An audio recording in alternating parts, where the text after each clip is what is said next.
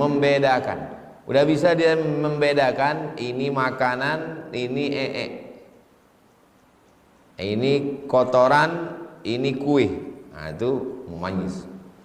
Sobi tak bisa. Memayis sudah mulai bisa. Amrat hampir akil balik. Jadi bab wajib menyuruh istri dan anak-anak yang memayis, wasairi dan semua man fi ra'iyatihi, semua orang yang berada di bawah kekuasaannya. Jadi kalau bapak di rumah, siapa yang ada di rumah itu? Asisten rumah tangga, tukang masak, tukang ledeng, jaga malam, security, driver, supir, semua yang ada di bawah wilayah kekuasaan bapak di rumah itu. Saya alhamdulillah semua di bawah kekuasaan saya Pak Ustadz. Supir, tukang cuci, tukang setrika. Yang tak bisa saya kuasai satu Pak Ustadz, bini saya. Wasairi man fi ra'iyatihi, semua yang berada di bawah kekuasaannya, bi ta'atillahi ta'ala, wajib dia perintahkan untuk taat kepada Allah Ta'ala. Pertama, istri. Kedua, anak memayis. Ketiga, semua yang berada di bawah kekuasaan kita, wajib kita suruh. Jadi kalau ada bapak pimpinan perusahaan, owner, pemilik, pemegang saham mutlak, lalu kemudian ada karyawannya, ada supirnya, ada security, tak sembahyang, bapak nggak nyuruh supir security sholat. Masalah ibadah itu hubungan personal dengan Tuhan Pak Ustaz. Ini belum ngaji lagi. Semua yang berada di bawah kekuasaan kita wajib kita suruh. Security, supir, driver, office boy, kalian semua wajib sembahyang. Kalau tak mau sembahyang, angkat kaki dari perusahaan. Begitu. Kalau tidak, kita kan daripada kita dituntut nanti di akhirat. Oh, enggak enak lah Pak Ustadz. Kalau tak enak di tengah jalan, di awal jalan kasih tahu. Waktu wawancara itu, kamu mau ngelamar di sini? Iya. Aturan di sini sholat 5 waktu. Siap Pak. Kalau tidak, bawa surat lamaran kau nih, pergi balik. Jadi sholat ini bukan hanya sekedar urusan kita personal dengan Tuhan. Kalian hanya saya urus kinerja di kantor. Adapun masalah urusan sholat bukan urusan saya. Oh, tak bisa begitu. Ini ajaran Islam. Ini melanggar HAM Pak. HAM itu Yahudi. Pula cerita HAM. Wa nahyihim, melarang mereka. Nah, ini tadi menyuruh mereka. Nyuruh mereka sholat, nyuruh mereka bayar zakat. Wa nahyihim, wajib melarang mereka anil mukhalafah. Khalafa yukhalifu mukhalafah. Wajib melarang mereka melanggar syariat Islam. Bapak, karyawan-karyawan di perusahaan itu puasa semua Pak? Enggak tahu saya Pak Ustadz, bukan urusan saya. Oh, tak bisa begitu. Wajib dia puasa. Kalau tidak bapak akan dituntut di hadapan Allah Subhanahu wa ta'ala. Wa ta'dibihim, wajib pula memberikan mereka ta'dib, adab. Setiap pagi Jumat undang ustadz, kasih pengajian. Wajib. Kalau bisa memberikan penyuluhan langsung. Pegawai-pegawai, karyawan-karyawan, jaga adab kita pada Allah. Tak sanggup, undang ustadz dari MDI, dari IKMI, Ittihadul Mubalighin, dari IKADI, Muhammadiyah, Nahdlatul Ulama, Al-Jam'iyatul Wasliyah, Persatuan Tarbiyah Islamiyah, undang untuk memberi adab kepada karyawan. Wa man'ihim, melarang mereka min irtikabi manhiyin anhu, melanggar semua yang dilarang Allah Subhanahu wa taala. Semua pegawai perusahaan ini yang laki-laki belum nikah jangan pacaran. Yang sudah berbini jangan makan siang bersama. Berawal dari makan siang, berakhir dengan bobok siang. 2 dari 3 laki-laki Jakarta berselingkuh. Jadi kalau ada 3, yang 2 berselingkuh. Bukan kata saya, judul film. Dah kacau dunia ini. Maka wajib dia ini. Siapapun kepala rumah tangga, pimpinan perusahaan, pimpinan pemerintahan, punya wilayah kekuasaan, kita akan diminta tanggung jawab di hadapan Allah Subhanahu wa taala. Itu judulnya. Sekarang masuk ayat. Qala Allah taala, Allah berfirman, ayat yang pertama surat Toha 132. A'udzubillahi minasyaitonir rajim. Kalau jumpa ayat, baca a'udzubillah di awal saja. Nanti jumpa ayat kedua ketiga jangan a'udzubillah lagi. Kalau dia di tengah surat tak pakai bismillah. A'udzubillahi minasyaitonir rajim, tak pakai bismillah. Kecuali di awal surat baru pakai bismillah. Wa'mur ahlaka, perintahkan istrimu bis shalah, suruh dia sembahyang. Banyaklah pertanyaan jamaah ke saya, baik langsung maupun pakai surat, baik offline maupun online. Ustadz, gimana cara menyuruh suami sholat? Laki pula tak sembahyang. Kok bisa ibu nikah sama dia? Karena saya pun juga dulu tak sembahyang. Setelah tua, tobat, takut mati, akhirnya bini sembahyang, laki tetap tak sembahyang. Maka balik ke hukum asal. Wa'mur ahlaka, suruh istrimu, suami yang menyuruh bini sembahyang. Wastabir 'alaiha, sabar. Suruh dia sembahyang, sabar. Pokok pangkal yang pertama, as-salatu imaduddin, tiangnya masjid ini nih tiang. Maka tiangnya Islam ini adalah salat, maka suruh dia salat. Setelah salat, sabar. Kenapa suami disuruh sabar kepada istri? Tak perlu dijawab. Yang udah menikah tahu. Yang belum menikah jangan sampai takut gara-gara ini. Sabar katanya. Sabarlah kamu terhadap.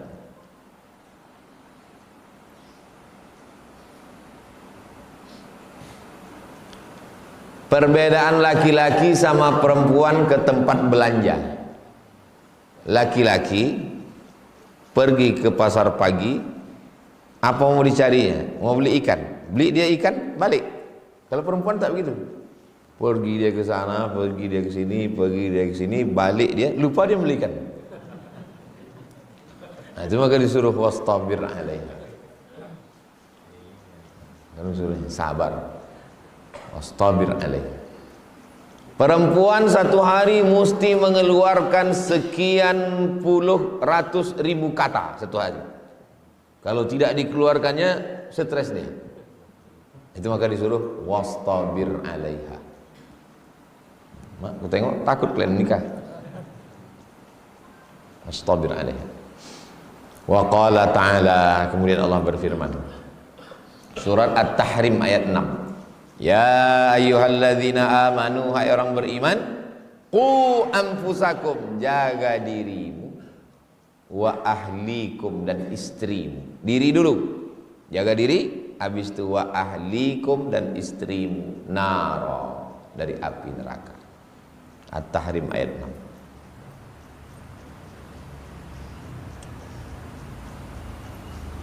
Berikutnya hadis. Judul sudah, ayat sudah, sekarang hadis. Bihi wa ilaihi, dengan sanadnya. Dengan sanad saya sampai ke Imam Nawawi, dengan sanad Imam Nawawi sampai ke Abu Hurairah yang meriwayatkan hadis ini. Wa an Abi Hurairah, dari Abu Hurairah radhiyallahu anhu, qala, dia berkata, akhadzal Hasanu ibnu Ali, Nabi punya anak namanya Sayyidatuna Fatimah. Fatimah menikah dengan Sayyidina Ali, lahir anak laki-laki pertama namanya Hasan. Inilah dia Hasan, cucu Nabi. Keturunan Hasan ini disebut dengan Al-Hasani. Nanti kalau ada di ujung namanya Al-Hasani. Contohnya di Makkah, Sayyid Muhammad Alawi Al-Hasani. Di Mesir, Syekh Yusri Jabr, lupa Al-Hasani atau Al-Husain, Al-Husaini Al-Hasani, itu berarti keturunan Husaini Al-Hasani. Akhadha Al-Hasan bin Ali tamratan. Sayyidina Hasan anak Sayyidina Ali, anak Sayyidatuna Fatimah mengambil tamrah, tamar. Bahasa orang tua-tua kita dulu tamar, bahasa yang sekarang kurma, dulu tamar. Dia ambilkan tamar, min tamris sodaqoh, dari kurma sodakoh, kurma zakat. Zakat itu bunyi ayatnya sodakoh. Innamas sodaqatu lil fuqara wal masakin wal amilina 'alaiha wal mu'allafati qulubuhum wa fir riqab wal gharimin wa fi sabilillah wa ibnis sabil. Bunyi ayatnya sedekah, tapi isinya zakat. Datang Sayyidina Al-Hasan, diambilnya kurma. Kurma ini kurma zakat, kurma sedekah. Faja'alaha fihi, diletakkannya di mulutnya. Anak kecil diambilnya, letakkannya di mulut. Faqala Rasulullah sallallahu alaihi wasallam, Nabi sallallahu alaihi wasallam berkata, kah. Kita kalau ada anak kecil makan yang kotor, jorok, makan tanah, makan rambut, apa kita? Nabi kata, kah kata. Irmi biha, irmi, keluarkan, lemparkan, keluarkan. Ama alimta, apakah engkau tak tahu cucuku? Apakah engkau tak tahu wahai Hasan? Anna la na'kulus sadaqah. Kita, maksudnya Nabi dan anak cucu keturunan Nabi, la na'kulus sadaqah, tidak boleh makan sedekah, tak boleh makan zakat. Nabi mengirim surat, yang membawa surat ini namanya Hatib bin Abi Balta'ah. Tukang bawa surat Nabi namanya Hatib bin Abi Balta'ah. Dibawalah surat Nabi ini dari Madinah, menyeberang Laut Merah sampai ke Alexandria, Iskandaria, Mesir. Sampai di Mesir, diserahkanlah surat ini kepada paus. Di Mesir itu ada pausnya. Mereka Kristen Ortodok Timur, tidak ikut Vatikan. Mesir tak ikut Vatikan, dia punya paus sendiri. Waktu saya ke Mesir, nama pausnya Senoda, sudah meninggal.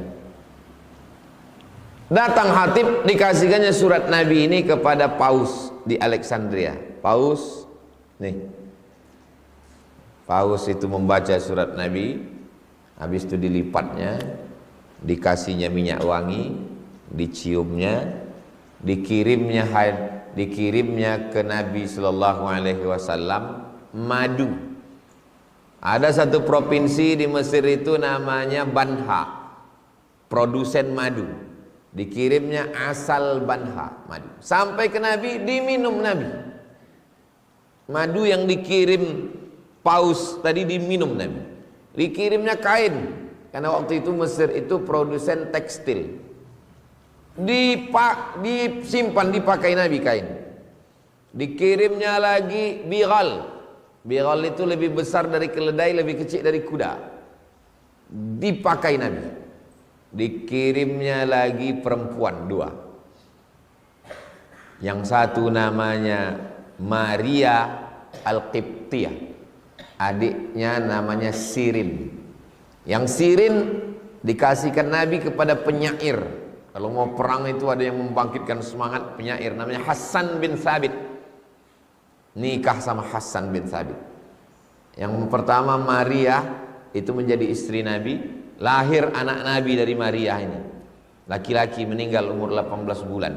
Namanya Ibrahim. Makamnya di Baqi.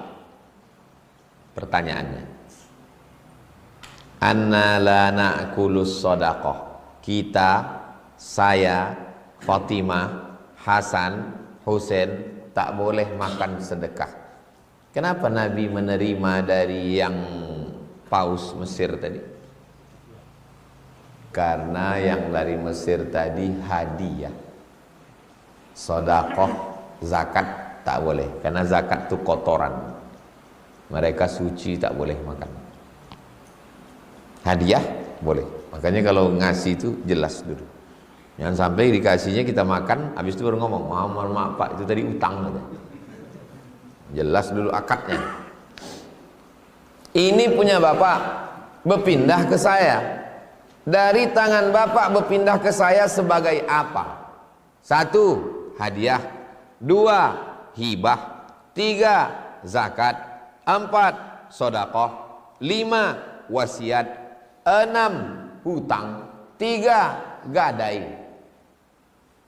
8, jaminan. Sebagai apa berpindahnya barang itu ke saya? Maka yang membedakannya barangnya sama, perpindahannya sama.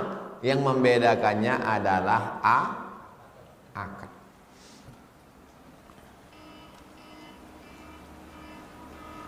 Makanya akadnya mesti jelas.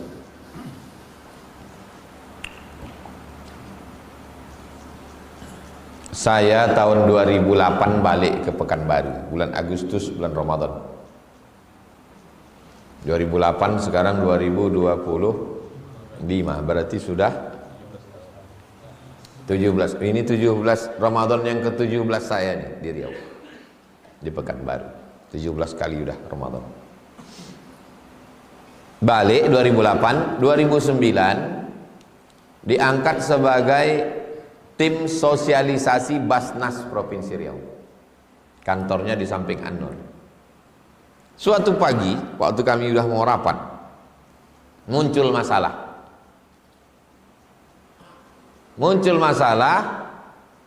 Waktu pembagian zakat di Indragiri Hilir, Tembilahan. Ikhtilaf pengurus Basnas Tembilahan, apakah Syarifah ini dapat zakat atau tidak? Nah, ini Pak Ustadz, sebagian ketua Basnas, sebagian orang Basnas mengatakan Syarifah ini tak dapat. Kenapa? Ini dalilnya. Anna la na'kulus sadaqah. Kami tidak boleh makan sedekah. Kalau laki-laki dipanggil Syarif, keturunan Nabi itu kalau laki-laki dipanggil Syarif, kalau perempuan Syarifah. Jadi semua laki-laki yang Syarif ini keturunan Nabi, tanya dulu. Ada kawan kita namanya Syarif, tanya, kau keturunan Nabi? Iya. Nabi siapa? Nabi Adam. Kita dapat zakat. Raja Riau ini Syarif, Sultan Syarif Kasim. Syarif di belakang nama itu menunjukkan dia keturunan Nabi. Kalau mau menengok keturunan Nabi itu 2 di belakang namanya. Pertama Sayyid, yang kedua Syarif, yang ketiga Habib. Habib hanya yang dari Yaman saja. Yang dari Mesir bukan Habib. Yang dari Maroko bukan Habib.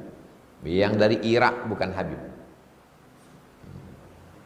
Habib Umar bin Abdurrahman, orang pertama yang dipanggil Habib dari Yaman. Nah, setelah itulah turun ke bawah Habib. Habib artinya yang dicintai dan yang mencintai. Tapi kalau dari Mesir, dari Irak, dari Maroko, dipangkal namanya Sayyid atau Syarif. Dari mana dalilnya? Ini memanggil keturunan Nabi ini Sayyid, ini bid'ah. Dari hadis Nabi, Innal Hasan wal Husain sayyida syababi ahlil jannah. Nabi yang ngasih nama itu. Sesungguhnya Hasan dan Husain adalah Sayyid. Maka kita memanggilnya Sayyidinal Hasan, Sayyidinal Husain. Inna fil jannati naran min laban li aliyin wa Husainin wa Hasan. Nah, itu Itu pujian untuk ahli bait. Inna fil jannati, sesungguhnya di dalam surga itu, nahran min laban. Ada nahran, sungai, min laban, yang airnya susu. Li aliyin wa husainin wa hasan. Jadi yang mengkhususkan Hasan dan Husain itu bukan kita, Nabi. Karena kata Nabi, innal Hasan wal Husain sayyida syababi ahlil jannah.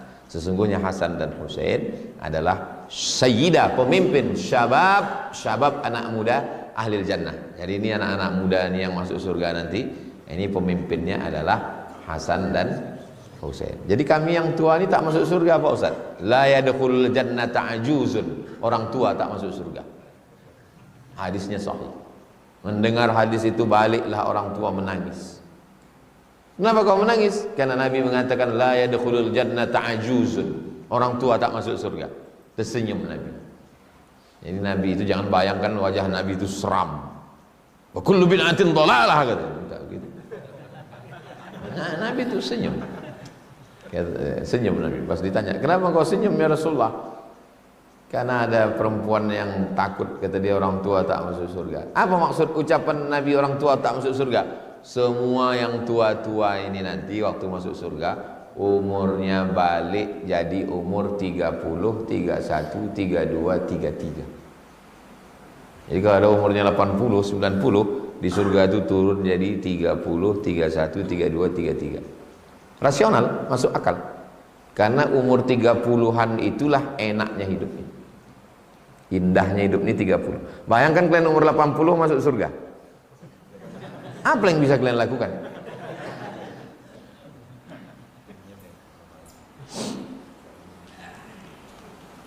Hadis ini muttafaqun alaih. Disepakati atasnya. Maksud disepakati, sepakat Imam Bukhari, Imam Muslim memuat dalam kitab mereka. Ada dalam Sahih Bukhari, ada dalam Sahih Muslim. Jadi Pak Ustadz kalau datang nanti Sayyid, Syarif, Habib datang ke Basnas. Saya ini susah Pak, kasihlah saya zakat. Dikasih atau tak dikasih?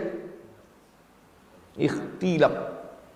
Maka waktu itu saya ditanya, "Cemana nih Ustadz Somad? Syarifah nih kita kasih atau tak kita kasih?" Tunggu dulu. Saya buatkan satu makalah. Supaya nanti kalau datang orang macam-macam kita punya bukti, kita kasih. Tunggu kasih saya waktu 2 hari. Saya tuliskanlah makalah. Bahwa Nabi, keluarga Nabi, keturunan Nabi tidak dikasih zakat, dalilnya ini. La na'kulus shadaqah. Kenapa mereka tidak dikasih zakat? Karena mereka sudah dapat khumus. Khamsah 5, khumus 1/5. Dari mana 1/5 itu? Dari rampasan perang. Wa'lamu annama ghanimtum min syai'in. Ketahuilah kalau kamu dapat ghanimah, harta rampasan perang, fa inna lillahi khumusahu walir rasul.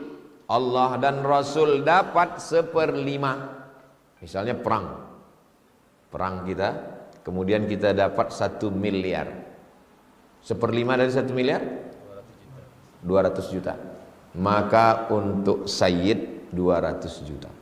Tapi karena sekarang tidak lagi ada ghanimah, maka Sayyid, Syarif, Syarifah tetap dapat zakat. Akhirnya Basnas memutuskan Syarifah tetap dikasih zakat karena tidak lagi dapat khumus sekarang. Jelas? Mana tahu nanti terjadi konflik di ini kan udah mau dekat ini. Datang Sayyid, datang Syarif, datang Syarifah di kota antum masing-masing. Pas pulang ke kampung, bingung. Antum jawab, sebetulnya mereka tidak dapat karena Nabi mengatakan la na'kulus shadaqah. Kenapa mereka tak dapat? Karena sudah dapat khumus, 1/5 dari rampasan perang. Tapi karena sekarang tak lagi ada ghanimah, tak ada khumus, maka balik ke hukum asal, mereka tetap dapat zakat. Akhirnya kata ketua Basnas, "Kau ajalah jadi anggota Basnas." Kau tahu, yang lain ini tukang timbang aja lah katanya. Wa fi riwayatin, dalam riwayat lain. Tengok hebatnya hafalan Imam Nawawi. Ternyata hadisnya satu tapi bunyi teksnya bisa banyak. Wa fi riwayatin, dalam riwayat lain apa bunyinya? Anna la tahillu. Anna, kita ini wahai Hasan, la tahillu, tak halal. Tak halal berarti haram. La tahillu lana, tidak halal bagi kita sedekah. Tidak halal bagi kita sedekah. Tak halal bagi kita mengambil zakat ini, wahai Hasan. Sayyidina Al-Hasan meninggal diracun, temakan racun. Datang Husain bertanya, sebutkan nama orangnya Abang Hasan, biar ku pancung kepalanya. Kata Hasan, sudah ku maafkan. Hasan sama Husain yang lembut Hasan, Husain keras. Husain dijanjikan oleh pasukan Yazid anak Muawiyah berdamai. Datanglah dia membawa keluarga dari Madinah sampai di Karbala, dipanah mereka, dibunuh mereka, meninggal Sayyidina Al-Husain. Waktu dia mau berangkat itu, datanglah Abdullah bin Umar ngasih tahu, jangan pergi Husain, ada firasat mereka, aku khawatir nanti terjadi. Kata Husain, tidak, pantang. Jadi Husain ini orangnya, antara Sayyidina Al-Hasan dan Sayyidina Al-Husain, dua-duanya syahid. Yang satu syahid kena racun, yang satu syahid dibunuh.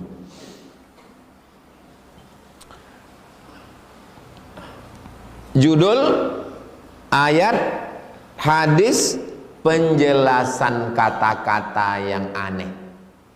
Ini metode Imam Nawawi menyusun kitab Riyadhus Shalihin. Judul ayat, hadis, penjelasan kata-kata yang aneh. Wa qauluhu, ucapan Nabi, kah. Kalau mau sukun kah, kalau mau lanjut kahin. Yuqalu bi iskanil kha. Cara membacanya bi iskanil kha, kha-nya sukun, kah. Wa yuqalu bi kasriha. Ada juga pendapat mengatakan dibaca kasrah ma'at tanwin, dibaca dengan tanwin, kahin. Apa maknanya? Kalimatu zajrin, kalimat kata zajar, teguran.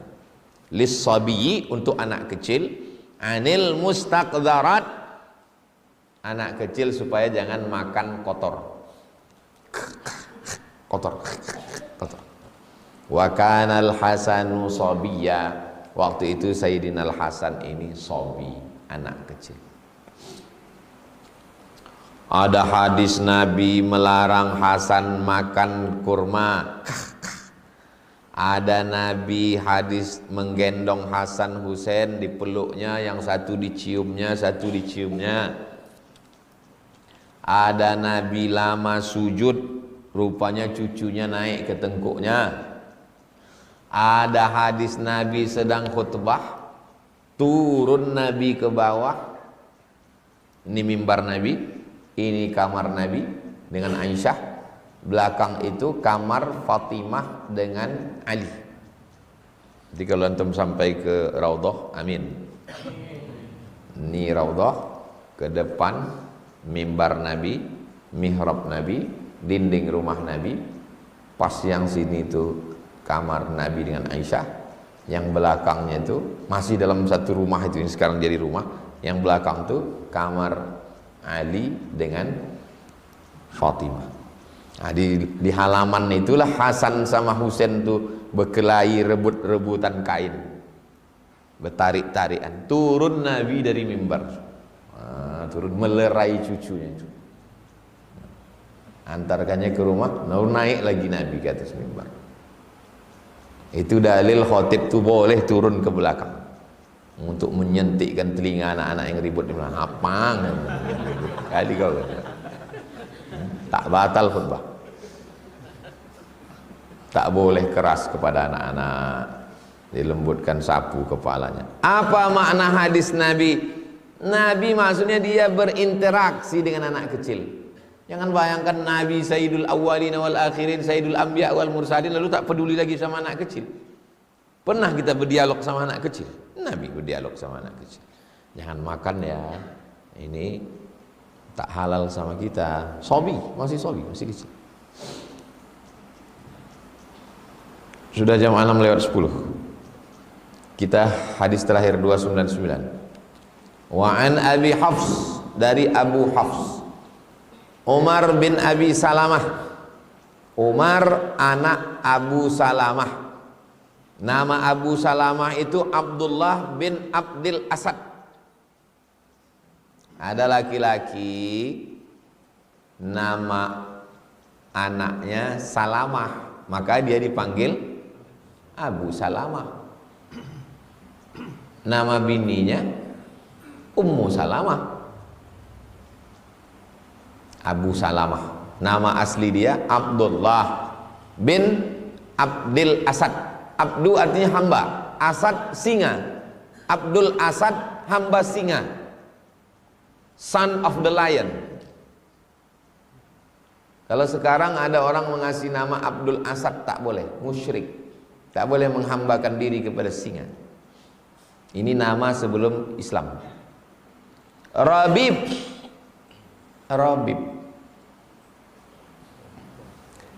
Ada laki-laki namanya Abdullah bin Abdul Asad. Abdullah bin Abdul Asad punya anak laki-laki namanya Salamah. Abdullah bin Abdul Asad punya anak laki-laki namanya Salamah. Karena anaknya Salamah, maka dia dipanggil Abu Salamah. Bininya dipanggil Ummu Salamah. Ummu Salamah. Meninggal Abu Salamah. Abdullah bin Abdul Asad ini meninggal. Lalu Ummu Salamah ini bininya menikah dengan Nabi. Menikah dengan Nabi. Anaknya ini nama dipanggil Rabib. Kalau bahasa kita apa itu? Dulu anak tiri, sekarang bahasa lembut, anak sambung. Kenapa sambung? Karena ayahnya putus, disambung oleh Nabi. Kalau perempuan Rabibah, kalau laki-laki Rabib. Jelas? Ada laki-laki namanya Abdullah bin Abdul Asad, punya anak laki-laki namanya Salamah, maka dia dipanggil Abu Salamah. Nama bininya Ummu Salamah. Ummu Salamah menikah sama Nabi, maka status si Salamah adalah Rabib. Jelas? Rabibi Rasulillah, dia adalah anak sambung Rasulullah SAW. Qala, dia berkata. Yang berkata ini siapa? Salamah.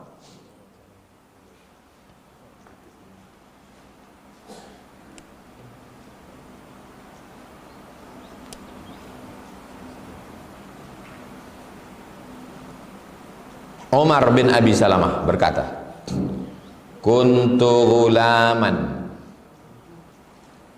saya adalah ghulam, anak kecil, fi hajri Rasulillah sallallahu alaihi wasallam.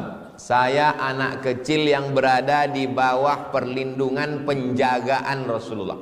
Waktu itu saya masih kecil dan saya di bawah perlindungan penjagaan Rasulullah SAW. Wa kanat yadi, tangan saya, tatishu fis suhfah. Ini tempat makanan, piring itu suhfah bahasa Arab. Tangan saya menggapai-gapai piring. Ini ada ikan, ini ada ayam, ini ada daging. Tangan saya menggapai-gapai piring. Faqala li, Rasulullah berkata kepada saya. Apa kata Nabi? Ya ghulam, ya ghulam, wahai anak kecil, sammillah, sebut nama Allah. Sebut nama Allah, maknanya bismillah. Ya gulam, wahai anak kecil, samillah, sebut nama Allah, bismillah. Wa kul biyaminik, makanlah pakai tangan kanan. Wa kul mimma yalik, makanlah makanan yang dekat. Jangan tangan menggapai-gapai jauh-jauh. 3. Samillah, bismillah. Kul biyaminik, makan pakai tangan kanan. Kul mimma yalik, makan yang piring paling dekat. Famazalat tilka ti'mati. Famazalat, mazalat artinya begitulah terus menerus. Tilka ti'mati, cara makan saya. Sebelum itu cara makan saya tak betul.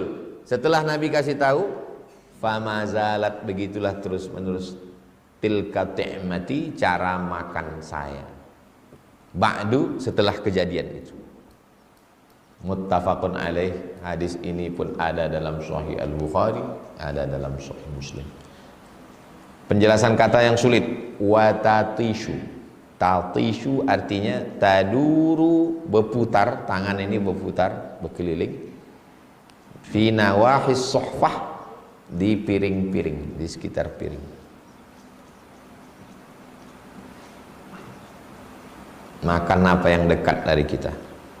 Ini piring besar. Piring besar, kita makan berempat. Ini. Nah, macam mana cara makan piring berempat? Makan yang bagian dekat kita itu aja. Yang bagian dekat kita. Kul mimma yalik. Mana tahu nanti diundang tuan-tuan syekh, tuan-tuan guru makan. Sini makan. Nah, begitu cara adab makan. Makan piring. Nasi minyak, nasi kebuli, nasi mandi, nasi Bukhari. Nah, kul mimma yalik, makan yang dekat-dekat. Nah, ambil lagi. Pas bagian kita dekat sambal belacan. Makanya yang meletakkan lauk itu pun mesti ngaji hadis juga. Kalau yang mengkaji hadis hanya yang makan, yang di dapur tak ngaji, ya inilah efeknya. Maka dia waktu meletakkan itu, letakkan dulu nasi.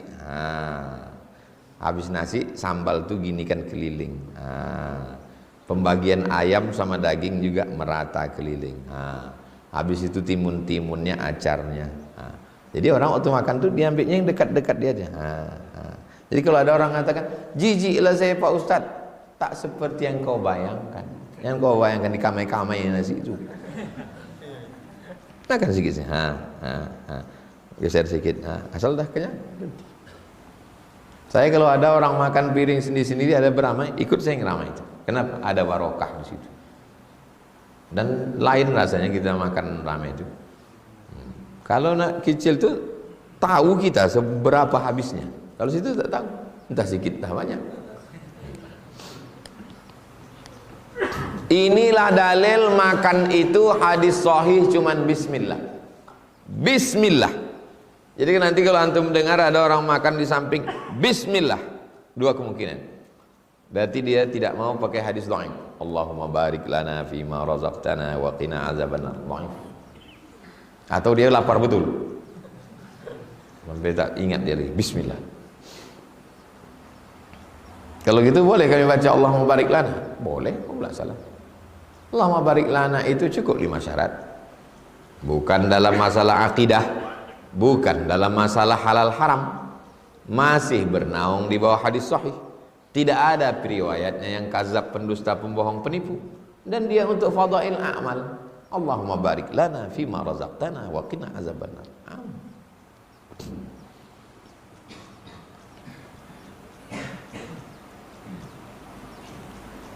Itulah kaji kita pada kesempatan ini. Nanti pertemuan akan datang masuk hadis 300.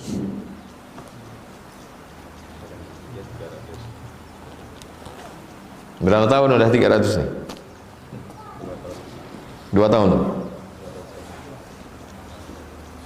Apakah istri dan anak yang tidak taat kepada Allah, dosa dan tanggung jawabnya di akhirat jadi tanggungan suami? selangkah kaki suami masuk ke surga, selangkah kakinya tertinggal di neraka, gara-gara tidak mengurus rambut istri, rambut anak perempuan pacaran, anak perempuan buka aurat. Mati suami, meninggal, anaknya rambut 3 warna, anting 13, baju sempit, mengalir dosanya kepada bapaknya, dosa jariah. Oh, nggak bisa Pak Ustadz, bertentangan ini dengan ayat Quran, wala taziru waziratu wizra ukhra. Orang tidak menanggung dosa orang lain, dosa anak ya dosa anak, dosa bapak ya dosa bapak. Kenapa bapaknya dapat? Bapaknya dapat karena tidak mendidik. Dosa tak mendidik.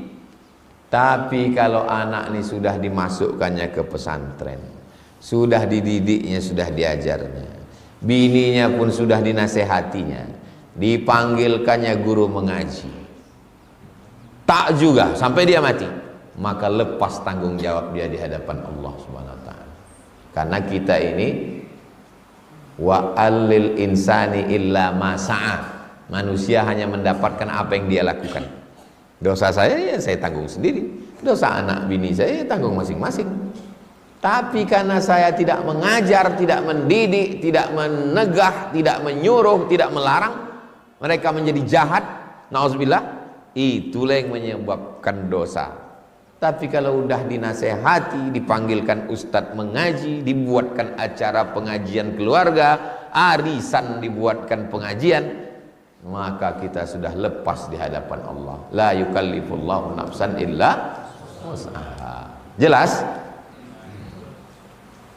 Jadi kalau ada ustadz yang mengatakan mengalir dosanya, betul. Kalau dia tidak mendidik, tak mengajar. Bagaimana hukum badan masih bertato tapi sudah hijrah? Diambil kahal. Kahal itu batu sebesar ini. Kemarin saya beli kahal itu seplastik 3 on. Batu itu ditumbuk pakai batu besar halus, baru dimasukkan besi. Letakkan ini, dijepit pakai apa namanya? Kahal. Kahal celak bahasa kita. Yang paling bagus batunya namanya ismit, apa namanya? Ismit. Itu obat mata. Tumbuk halus, masukkan ke tabung besi, masukkan besi. Besinya apa? Jari-jari sepeda. Jangan sampai yang bekarat. Kalau bisa besi putih, letakkan sini, baru ditekan pakai kelopak mata, baru ditarik. Sebelum pergi berkaca dulu. Dan sampai awak senyum, orang senyum, rupanya dia udah kemana-mana. Pakai motor hujan pula. Oh, serak dia. Sampai di situ disangka orang acara Halloween. Nah, serbuknya itulah yang dimasukkan ke dalam kulit. Cucuk besi, cucuk, masukkan serbuknya itu.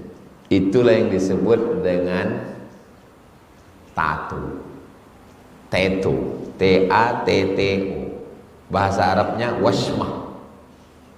Waw shin mim, washmah. Sedangkan bahasa Inggrisnya tato. Kita pakai Inggris, tato. Itulah yang masuk ke dalam. La'anallahul washimat. Allah melaknat perempuan tukang tato. Kenapa perempuan? Karena zaman dulu tukang tato itu perempuan. Nanti kalau antum pergi umroh, nampak Arab Badui, dari pakaian nampak tuh Badui. Sampai sekarang perempuan Badui masih bertato. Tatonya di sini. Tempat pasang koyok sini sama sini, dicucuk pakai besi, dimasukkan serbuk kahal tadi, serbuk batu hitam. Nah, ketika dia sudah masuk ke dalam kulit, dah masuk ke dalam, bukan di permukaan kulit, dah masuk ke dalam, lalu kemudian orang berwuduk, apakah wuduknya sampai ke kulit? Sampai. Tato tidak menghalangi wuduk. Jadi jangan nanti kau tak sembahyang ke masjid, imam kita bertato Pak Ustaz. Apa pula salahnya dia bertato? Dia udah tobat, dia sudah hijrah, dia sudah ngapal Quran, silakan aja dia bertato. Tapi tentu jaga juga hati jamaah. Kalau dulu tatonya sampai kemari, belilah tangan panjang, nah, tutup supaya tak berkata-kata jamaah. Ini tato apakah celana pendek?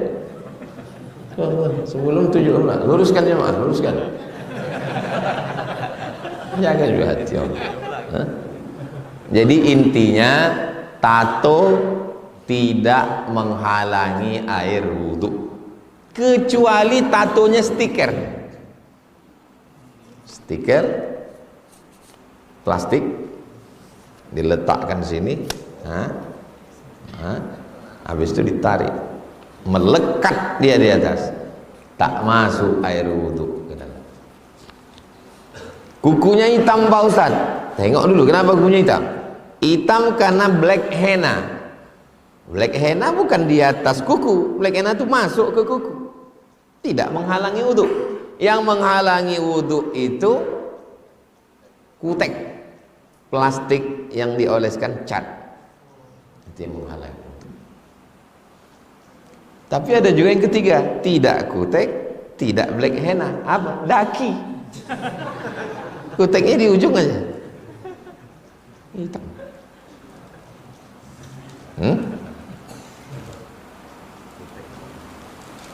Masuk dia ke kulit, lalu ada alatnya sekarang, ditembak pakai laser. Tembak pertama abu-abu, tembak kedua hilang sama sekali. Seandainya dia tidak mau buang, tak apa-apa. Jadi beberapa yang sudah hijrah nanya, Ustaz, ini saya buang atau saya biarkan? Ya terserah, nyamannya gimana?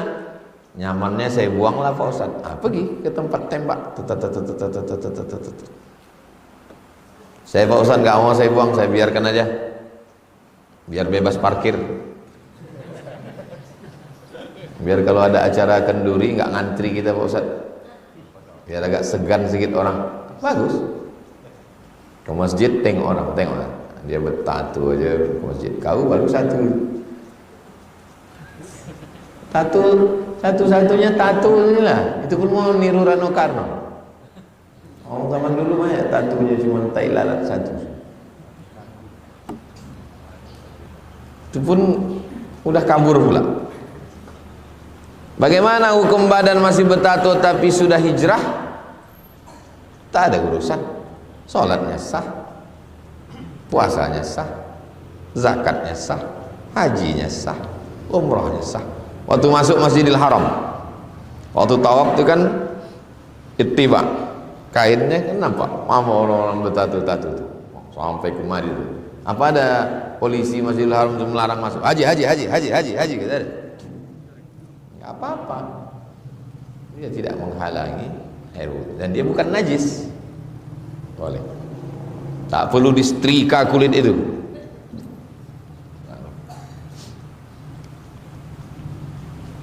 Ini tato yang ini mesti saya setrika nih Pak Ustaz.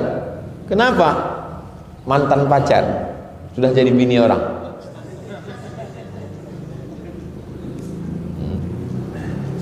Apakah ada dampak dengan rezeki? At-taibu minadz dzambi kama la dzambalah. Orang yang bertaubat kama la dzambalah, sama macam orang yang sudah tak ada dosa sama sekali. Tak ada dosa. Jadi jangan ini agak-agaknya rezeki kita ini macet karena belum ngapus tato. Nanti dihapus tato itu macet juga. Nah, kalau gitu kita balik kan tatonya balik. Tak ada hubungan. Jadi macam mana yang masalah rezeki kita ini? Surat At-Talaq. Wa may yattaqillaha yaj'al lahu makhraja. Siapa yang takwa kepada Allah, maka dikasih Allah solusi hidupnya. Wa yarzuqhu min haitsu la yahtasib. Dikasih rezeki dari jalan yang tak disangka-sangka. Mengundang rezeki yang pertama yang paling hebat adalah dua, man lazimal istighfar, siapa yang memperbanyak istighfar, ja'alallahu lahu min kulli dhiqin makhraja, kesempitannya dibagi kelapangan, wa min kulli hammin faraja, kesusahannya dibagi kebahagiaan, wa razaqahu min haitsu la yahtasib, dikasih rezeki dari jalan yang tak disangka. Tak ada disebut menghapus tatu.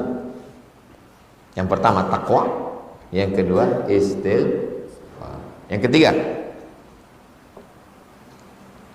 irka arba'a raka'atin fi awalin nahar akfika akhirahu, jaga 4 rakaat pagi, kujamin rezekimu sampai petang. Itulah dia sholat duha. Jadi kalau ada orang mengatakan sholat duha mengundang rezeki, itu hadisnya. Rukuklah engkau 4 di situ tetap 2 salam. Habis 2 salam, 2 salam. 4, 2 rakaat 1 salam, 2 rakaat 1 salam. 4. Ya bena Adam, wahai anak Adam, tafarragh li'ibadati. Apa kata Allah? Hadis kursi. Ya bena Adam, wahai manusia, tafarragh li'ibadati, sibukkan dirimu dengan ibadah. Kau sibukkan dirimu dengan ibadah,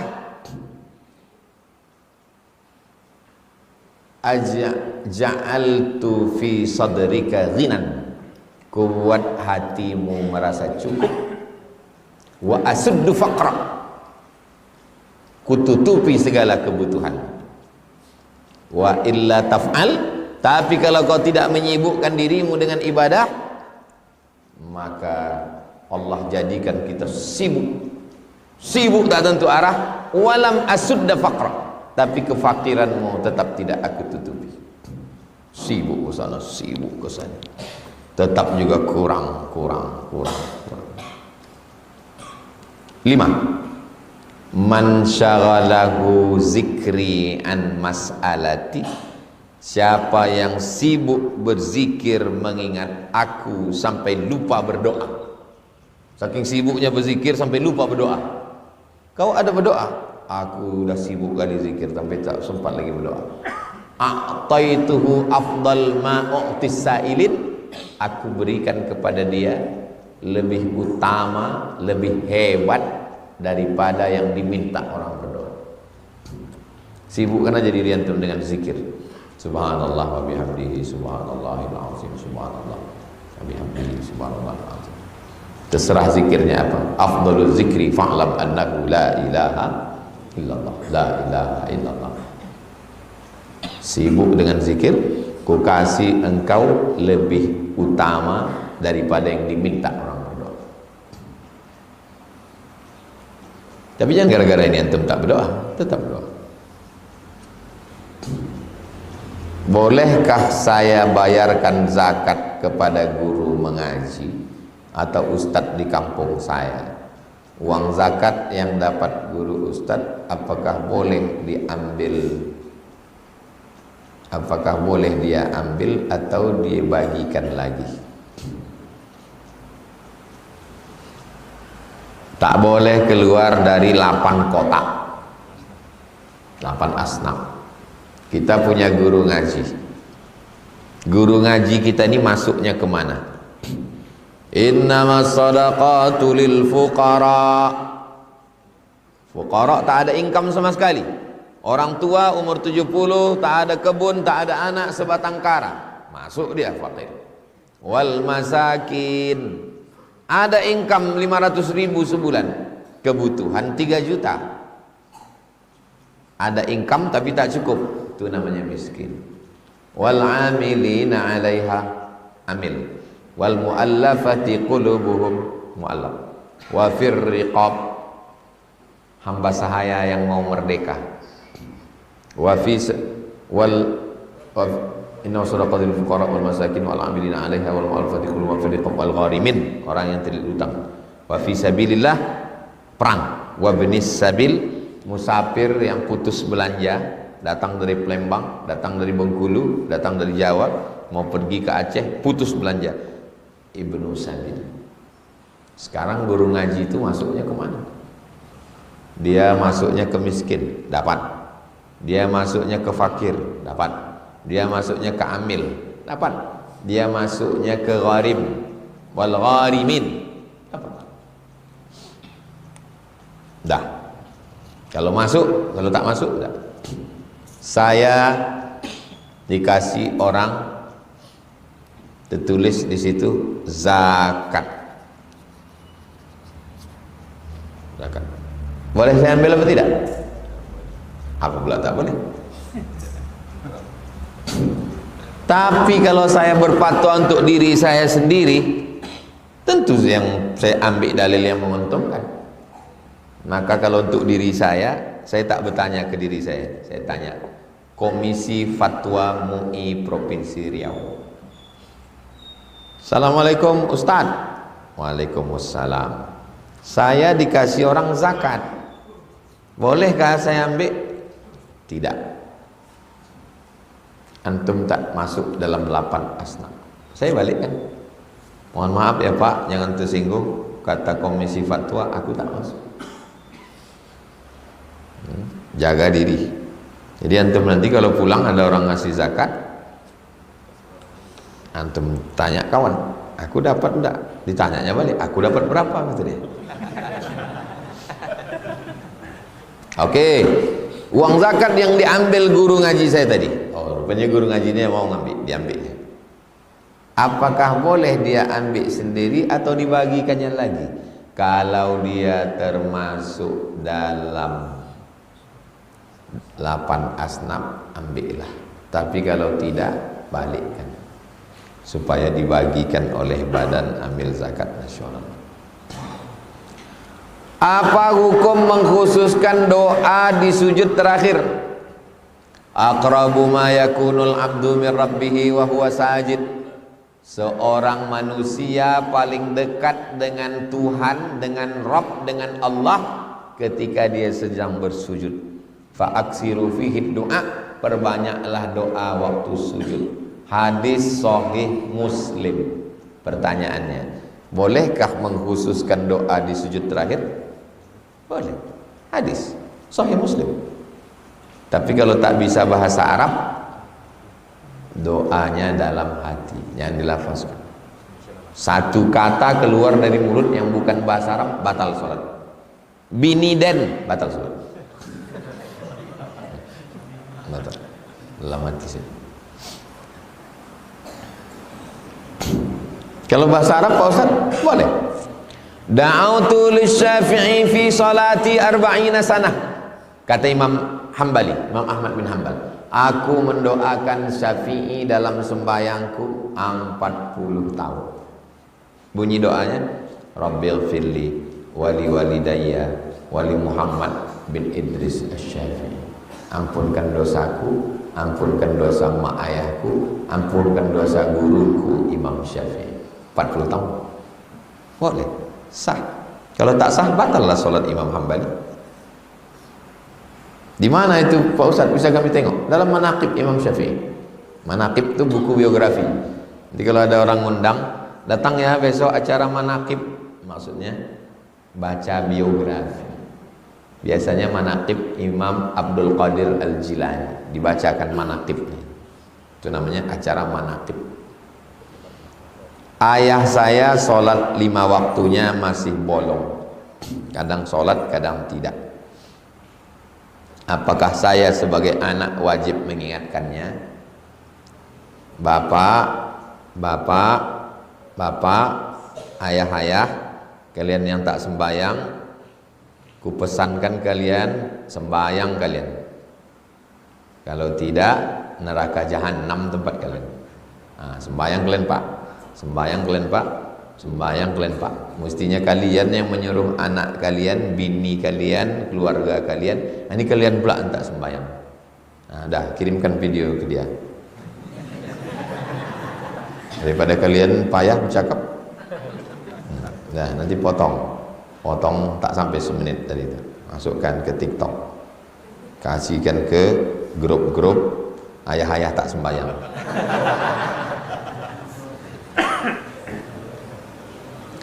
Di bulan Ramadan setan diikat, dipenjara, dibelenggu. Apakah itu dari Quran? Tak ada.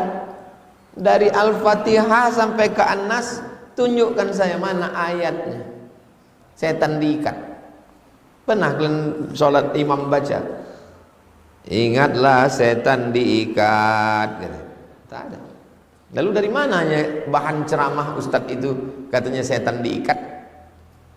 Idza jaa Ramadan, kalau Ramadan sudah datang, futihat abwabul jannah, dibukakan pintu surga, wa ghulliqat abwabun nar, dikunci pintu neraka, wa suffidat asyayatin. Dua riwayat. Satu riwayat bunyinya wa suffidat asyayatin, satu riwayat lagi wasulsilat. Satu diikat, satu dirantai, dibelenggu. Hadisnya hadis sahih, bukan dari Quran, dari hadis. Lantas bagaimana iman diri yang tergoda oleh hawa nafsu di bulan Ramadan? Apakah karena bisikan setan? Hadisnya ada dalam Sahih Muslim. Kalau hadis itu ada dalam Sahih Muslim, macam mana cara kita memahami hadis ini? Baca syarah. Syarah itu artinya penjelasan. Kitab Sahih Muslim tak ada penjelasannya. Biar supaya paham, baca syarah Sahih Muslim. Siapa yang menulis syarah Sahih Muslim? Yang menulis syarah Sahih Muslim, yang menulis Riyadhus Shalihin, Imam Nawawi. Nama kitabnya Al-Minhaj, Syarah Sahih Muslim Ibnul Hajjaj. Apa makna setan dibelenggu? Satu, setannya dibelenggu badannya, tapi lidahnya masih tetap bercakap. Makan. Alladzi yuwaswisu fi, dia memang dibelenggu, tapi dia tetap pakai mikrofon. Jelas? Makna kedua, kau tadi waktu kata sambutan itu kenapa macam kikuk, grogi kau tengok? Aku tadi pas disuruh sambutan di tempat KKN, nampakku Ustaz Somad. Rasa-rasa terkunci mulutku. Pertanyaannya, mulutnya dikunci atau tidak? Tidak. Lalu kenapa dia merasa terkunci? Karena ditengoknya ada ustaz di situ. Begitulah keadaan si setan di bulan Ramadan. Dia tidak dibelenggu, tapi menengok kuatnya iman orang beriman waktu puasa itu, seakan-akan dia terbelenggu. Diajaknya makan, tak mau. Diajaknya minum, tak mau. Diajaknya buat maksiat, tak mau. Maka kata setan, aku macam terbelenggu aku di bulan Ramadan. Begitu penjelasan Imam An-Nawawi. Dah habis. Sekarang penjelasan Syekh Muhammad Mutawalli Asy-Sya'rawi, induknya ahli tafsir Al-Azhar Mesir. Banyak ceramahnya di YouTube. Coba tulis Syekh Muhammad Mutawalli Asy-Sya'rawi. Meninggal tahun 1998. Kata Syekh Muhammad Mutawalli Asy-Sya'rawi, apa hikmah disebut setan itu diikat di bulan Ramadan? Karena orang berbuat dosa itu sebabnya dua. Pertama, karena dirinya. Yang kedua, karena setan. Orang buat dosa itu dua.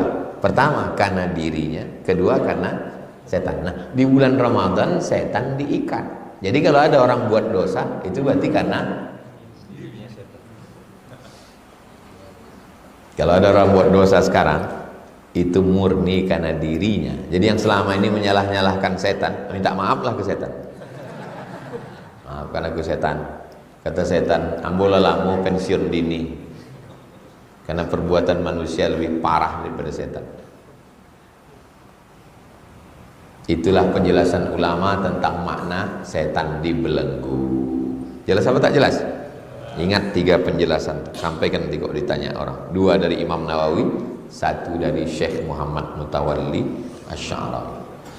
Mana yang paling kita utamakan? Bersedekah sama orang fakir miskin atau bersedekah pada anak yatim? Sedangkan fakir miskin hidup susah, anak yatim tersebut orang yang terpandang dan banyak uang. Jadi mana yang kita dahulukan, Pak Ustadz?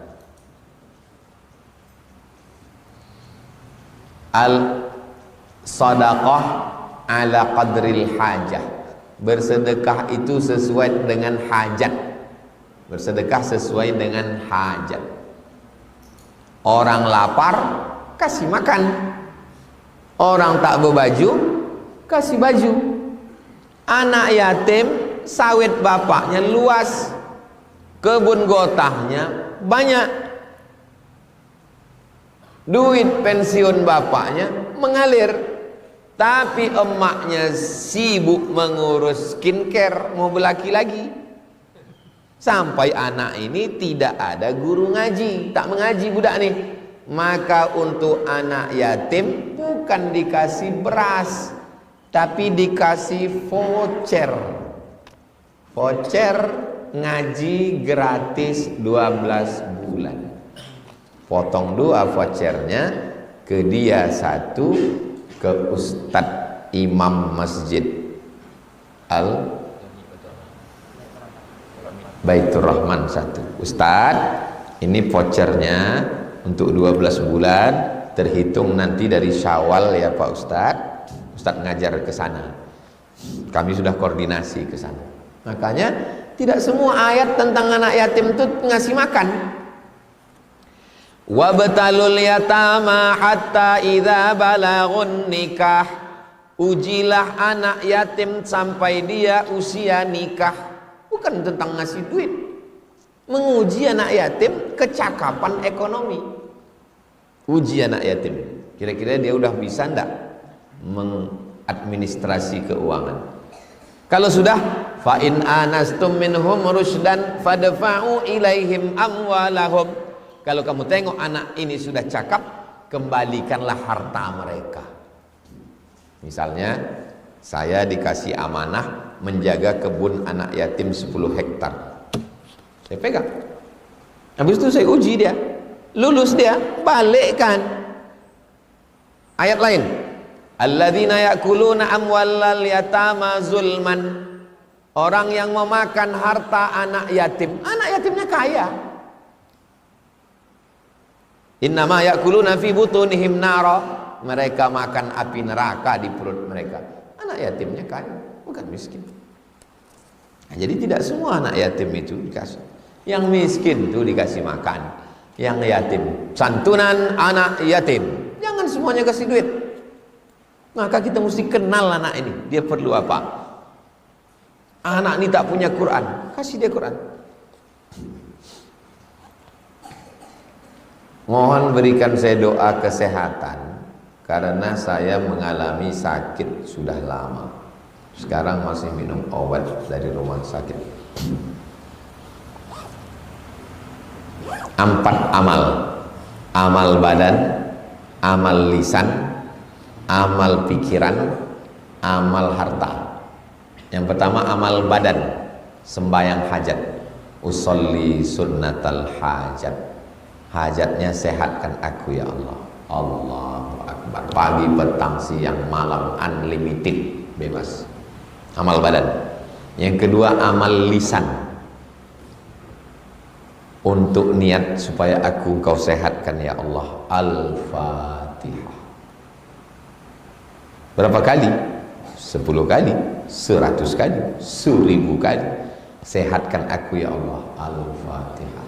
Sehatkan anakku. Al-Fatihah. Sehatkan lakiku. Al-Fatihah. Sehatkan jamaahku. Al-Fatihah. Bertawassul dengan amal Fatihah. Amal pikiran. Yang jahat ini pikiran. Kolesterol tak jahat. Gula tak jahat, yang jahat nih pikiran. Maka yang banyak sakit itu orang yang punya pikiran. Makanya orang gila sehat, karena tak ada pikiran. Ada seorang suami minta kusuk sama bininya karena pikiran dikusuk. Terus ditanya bininya, bininya bertanya, abang dulu sebelum nikah siapa yang ngusuk bang? Kata dia, aku sebelum nikah tak pernah sakit kepalaku.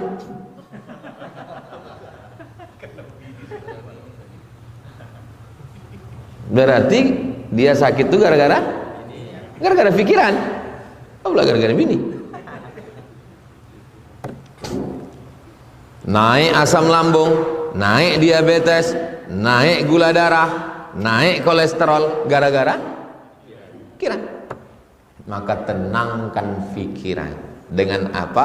Bahwa ini takdir Allah. 50.000 tahun sebelum Allah menciptakan langit dan bumi, Allah sudah pikirkan itu, teruskan itu untuk menghantam pikiran ini supaya dia jangan kemana-mana. Amal badan udah, amal lisan udah, amal pikiran udah. Sekarang amal harta, bersedekah. Ya Allah, berkat sedekahku ini sehatkanlah aku. Aku tak banyak duit Pak Ustaz, belikan, pergi ke pangkal jalan Kamboja nih kalau sore, belikan sebungkus sirup, 2 bungkus, antarkan ke rumah anak yatim. Buka puasa nanti ya, habis itu berdoa, ya Allah, berkat sedekahku ini sehatkanlah aku. Dari mana dalilnya nih? Amalan yang Ustaz kasih di mana dalilnya? Dalilnya 3 orang terjebak dalam gua, berjalan, turun hujan, masuk ke gua, menggelinding batu. Hadisnya ada dalam Sahih Bukhari. Terjebak. 3 ini berdoa dengan amal. Yang satu mengatakan, gaji pembantuku tak diambilnya, ku belikan ke kambing, sekarang dia datang, kambingnya ku kasihkan semua, habis semua diambilnya. Berkat sedekahku ini bukakan pintu nih Allah. Terbuka. Itulah dalil boleh berdoa dengan menyebut sedekah. Yang kedua, aku balik ke rumah, biniku menangis, anakku kelaparan, air susu tak ku kasih ke anak biniku. Ku tunggu emakku bangun, jaga emakku, ku kasihkan susu. Minum lama, minum ya. Setelah itu baru ku kasih ke anak bini. Berkat baktiku ini bukakan pintu, terbuka.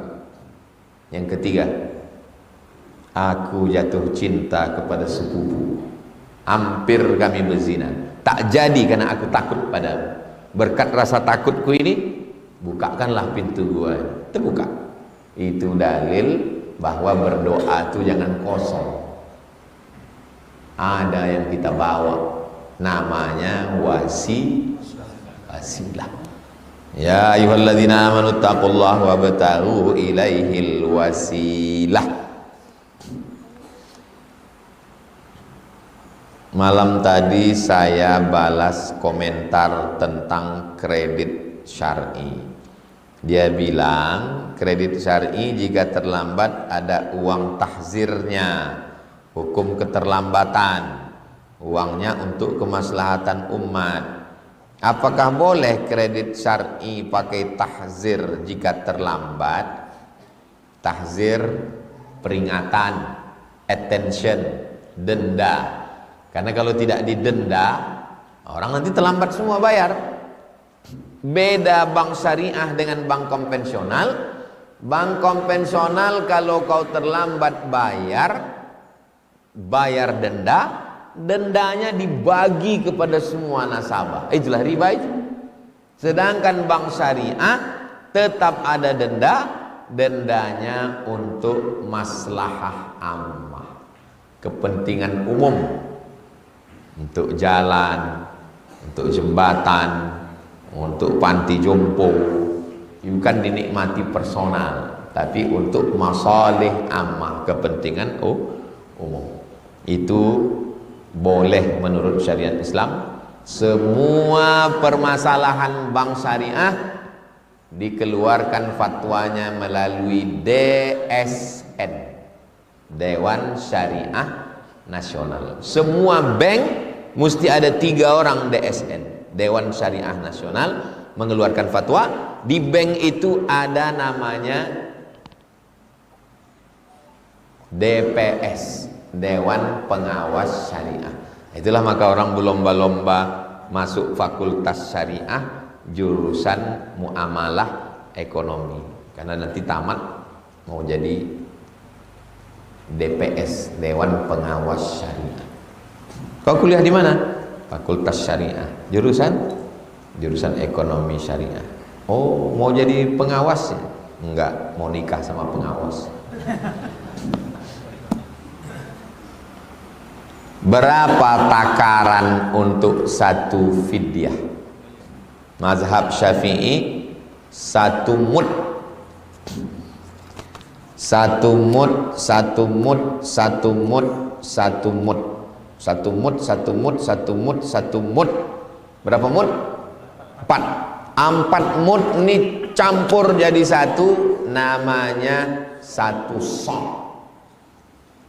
1 mud, 2 mud, 3 mud, 4 mud, namanya 1 sok. 1 mud ini berapa? 750 gram. 750 gram. 750 gram, 750 gram, 750 gram, 750 gram. Berapa? 3 kilo. Saya bayar zakat fitrah dari tahun 2008 sampai 2025 ini insya Allah 3 kilo, karena saya pakai 1 mud 750 gram. Kenapa Ustadz kami bayarnya 2,5? Mana aku tahu? Tanyalah dia. Nah, salah beramal bagus lebih daripada kurang. Kalau berlebih terhitung sedekah, kalau kurang berutang kita. Berarti kami yang selama ini bayar 2,5 kilo, itu fatwa MUI, Basnas pun 2,5. Kalau kalian ikut ya tak apa-apa. Tapi kalau saya 3 kilo, karena udah saya tengok segini, yang paling tinggi 3 kilo. Saya bayar 3 kilo. Kalau untuk fidyah, 1 mud berarti 750 gram. Ambil beras, timbang 750 gram, kasihkan ke miskin, bukan fakir. Wa 'alal ladzina yutiqunahu, siapa yang tak sanggup puasa, fidyatun, bayar fidyah, ta'amu miskin, bukan fakir, makan orang miskin. Apakah sah fidyah dengan beras saja? 1 mud 750 gram batas minimal. Lalu yang dipakai di Pekanbaru sekarang, Basnas Kota Pekanbaru menetapkan 1 fidyah, makan pagi, makan siang, makan malam 50.000. Karena bukan cuma nasinya, santannya, lauknya, jariangnya, sayurnya. Basnas Jakarta 60.000. Basnas Papua tak sama. Jadi jangan samakan seluruh Indonesia ini, karena lain kebutuhan orang. Jadi kalau ada orang yang ngasih cuma 750 gram, batas mini. Jadi yang bagusnya kami ikut mana? Ikut Basnas, kasih sehari 50.000. Jadi kalau ada orang tua tak bisa puasa sebulan, 1,5 juta. Mana yang paling afdal bayar fidyah? Dengan makanan atau dengan uang? Tengok situasi dia. Makanya kita mesti kenal dengan orang itu. Ama-ama sudah tua di rumah, sebatang kara sendiri, bagus kasih duit. Karena kalau dikasih beras, siapa masak? Kalau dikasih duit, bisa dia belikan aku nasi sebungkus. Bapak-bapak belum tua kali kasih beras, karena kalau kasih duit main game online deh. Beli paket dia, main Mobile Legend dia. Rukhsah bagi musafir yang puasa itu apakah sunnah atau sekedar mubah?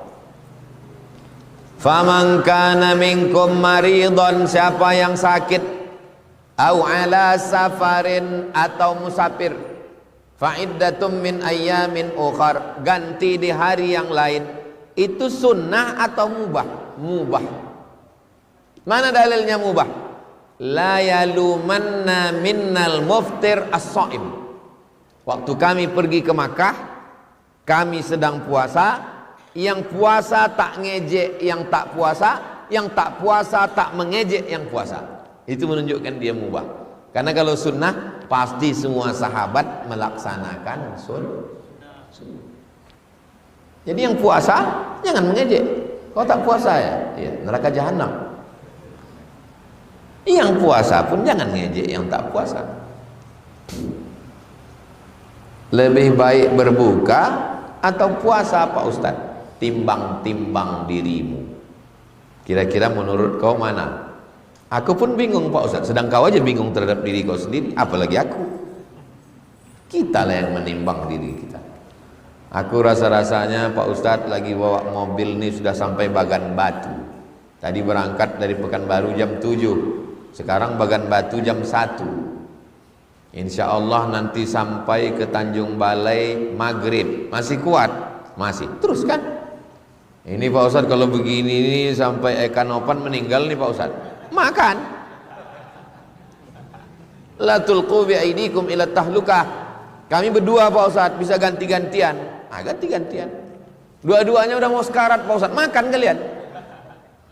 Berhenti ke pokok-pokok sawit itu. Makan situ. Ya tapi nggak enak lah, nanti sampai di kampung orang tuh nanya, udah mau mati mikir enak tak enak pula lagi. Bagaimana dengan Ustadz sendiri kalau sedang safar? Saya belum pernah membatalkan puasa karena musafir. Belum pernah. Baik menyetir sendiri ataupun disetirkan orang, tak pernah saya batalkan. Kalau bahasa Jawanya eman-eman. Kita udah makan sahur, tapi saya tak paksa orang ikut saya. Kalau tak sanggup, ya puasa.